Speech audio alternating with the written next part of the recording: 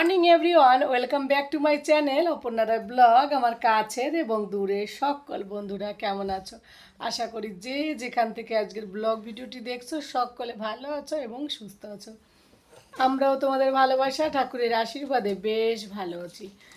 তো কদিন ধরে ভিডিও শেয়ার করিনি, কেন শেয়ার করিনি অবশ্যই আজকের ভিডিওতে বলবো।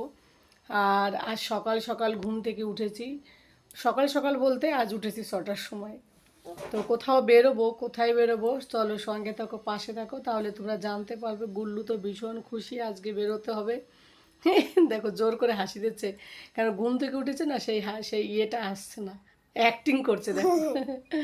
তো যাই হোক, অনেক কাজ আছে, টিফিন বানাতে হবে যেহেতু সারাদিনের ব্যাপার। তো সব কিছু মিলে ব্লগটা সাজিয়েছি আজকে। বাইরে যাচ্ছি, তো আশা করি এমন জায়গাটায় যাচ্ছি নিশ্চয়ই বুঝতে পেরেছো তোমরা, কারণ এখানটায় গেলে সবারই কম বেশি ভালো লাগে। তো চলো তাহলে ঝটপট টিফিনগুলো বানিয়ে নিজে রেডি হয়ে নেব, আবার ঘরটাকে গুছিয়ে ঝাড়ু সব কিছু কমপ্লিট করে রেখে যাব। কারণ কি বলো তো, ঘরে না থাকলে ঘর বাড়ি পরিষ্কার আর থাকে না আর কি, তার জন্য কিছুটা গুছিয়ে রেখে যেতে হয়। আর বাইরে বেরোলে কোথাও মেয়েদের দেখবে, হাউস ওয়াইফদের বিশেষ করে, মানে যেতে যে কষ্ট, এসেও সেই কষ্ট। যাওয়ার আগে গুছিয়ে যাও, আবার যাওয়ার পর মানে এসেও আবার গুছিয়ে যাও, তাই মানে কি বলবো আর।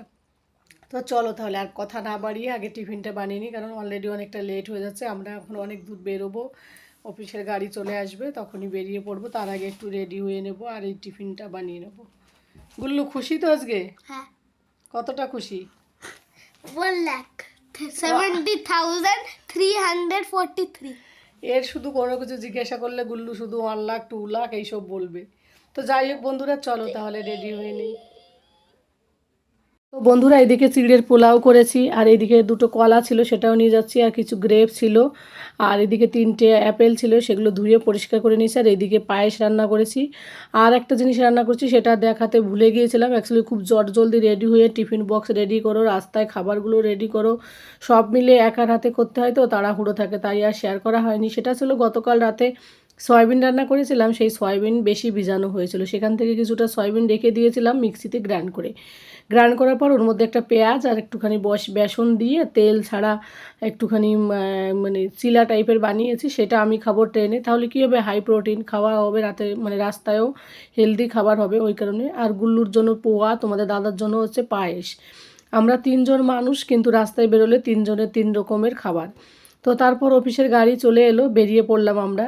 আর অলরেডি দেখো তোমাদের সঙ্গে কথা বলতে বলতে সেগুলো বলতেই ভুলে গেলাম, স্টেশনেও চলে এলাম। তো নিশ্চয়ই বুঝতে পারছো কোথায় যাচ্ছি বন্ধুরা। তো ট্রেন আসবে এখন, আমরা চড়বো হচ্ছে কবিগুরু এক্সপ্রেসে। তো কবিগুরু এক্সপ্রেসে জানো তো, বাড়িতেই যাই আর কি, ব্যান্ডেলে নামবো, সেখান থেকে আবার নৈহাটি থেকে আবার কৃষ্ণনগর। তো আমাদের ট্রেনটা ছিল 26 তারিখেই, কিন্তু সেটা এসি ছিল না, তো তৎকালে করে তারপরে সেই পুরনো যেটা নন এসি ছিল সেটা ক্যান্সেল করে আবার তৎকালে এইটা করলো।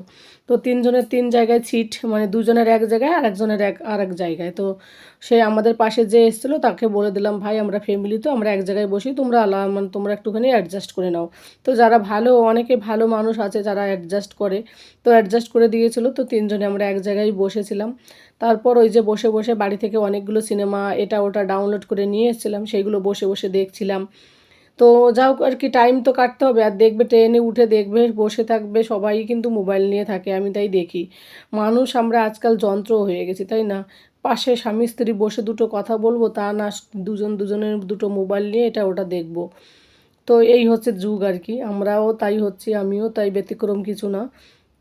তো ট্রেনটায় এসে না আজকে ভীষণ ভালো লাগলো এই কারণে, কারণ এই ট্রেনটা ভীষণ পরিষ্কার পরিচ্ছন্ন ছিল, আর সিটগুলো বেশ পরিষ্কার লাগছিলো দেখতে। এর আগে যতবার গিয়েছি আজকে ট্রেনের মতো এরকম পরিষ্কার পাইনি, বাথরুমটাও সব কিছুই ভালো মোটামুটি। কিন্তু খারাপ লাগলো যখন ট্রেনে আমরা উঠেছি না, একটা ভদ্রলোক মনে হয় নামছে কিনা জানি না কী হয়েছিল, সেই ভদ্রলোকেরা মাথা দিয়ে দেখি এক গাদা রক্ত পড়েছে। আর আমি এরকম কোনো দিন অ্যাক্সিডেন্ট কোনো কিছু মানে এরকমভাবে দেখিনি।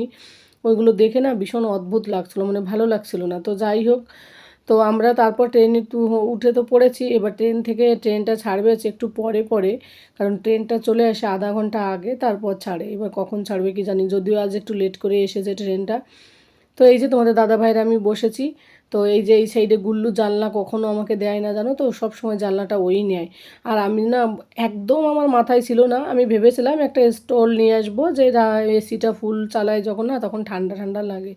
তারপর বাচ্চা রয়েছে, কিন্তু আমিও হাফ হাতা পরেছি বা গুল্লুও তাই। গুল্লুর তো ভীষণ শীত লাগছিল, বলছিল বারবার করে, তো আমার ভীষণ খারাপ লাগছিল। গুল্লুর জন্যও আমি কোনো সোয়েটার নিয়ে মানে কোনো ফুল হাতার টি শার্ট নিয়ে আসিনি।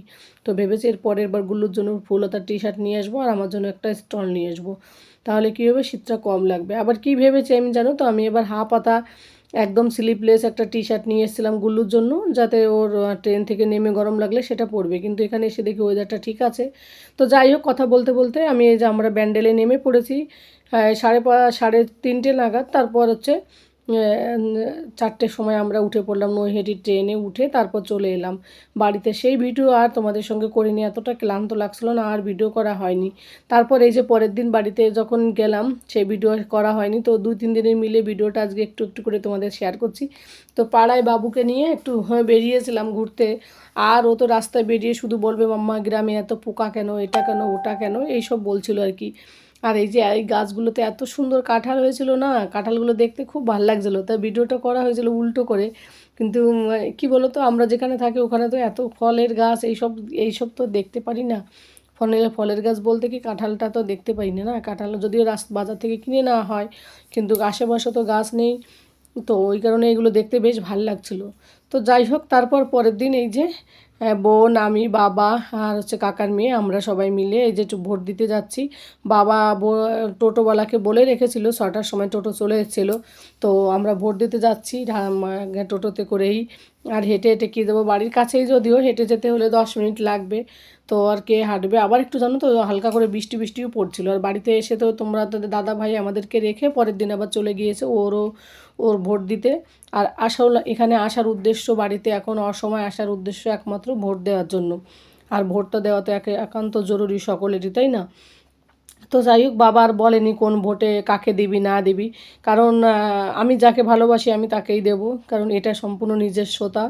তো যাই হোক, তারপরে এই যে ভোট দিয়ে বেরিয়ে পড়লাম। আমার সামনে মাত্র 5 জন ছিল, একটু দূর থেকে একটু তোমাদেরকে ভিডিও করে দেখালাম। ওই দেখো দাঁড়িয়ে রয়েছে লোকে, কেন কি বলো তো, এখানে দাঁড়াতে দিচ্ছিল না, ভীষণ ভালো সিকিউরিটি করছিল, মানে এটা বেশ ভাল লাগলো।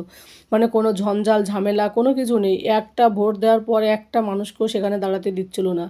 তো ওই কারণে ওখান থেকে বেরিয়ে এসেছি, বেশি সময় থাকতে পারিনি। তারপর বাবা আবার ফোন করেছিল টোটোওয়ালাকে, ও আবার চলে গিয়েছিল। তো আমি বললাম বাবা আর মানে করতে হবে না, কারণ আমরা হেঁটেই যাই, ঠান্ডা ঠান্ডা পরিবেশ। তো আমরা এই যে দুই বোনে একটু দেখালাম তোমাদের, এই দেখো আঙুলটা পুরো এক গাদা কালি দিয়ে দিয়েছিল। তো যাই হোক, ভোট দিয়ে তারপর হেঁটে হেঁটে বাড়ির দিকে যাচ্ছিলাম। আর রাস্তাটা এত ভালো লাগছিল, যেহেতু ভোটটা দেওয়া কমপ্লিট হয়েছে আমার 7:30টার মধ্যে।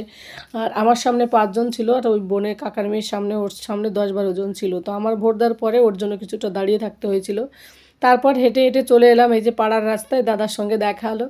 এই দাদাকে তাই আমি জড়িয়ে ধরতে গিয়েছিলাম, দাদা তুমি আমার ডাক্তার, মানে ফ্যামিলি ডক্টর। কারণ কি বলো তো, আমার গুল্লু ছোট থাকতে থেকে 2-3 বছর বয়স থাকতে গুল্লুর কোনো কিছু হলে দাদাকে ফোন করতাম, আর দাদার যে ওষুধ বলতো সেই ওষুধ ওকে কিনে দিতাম।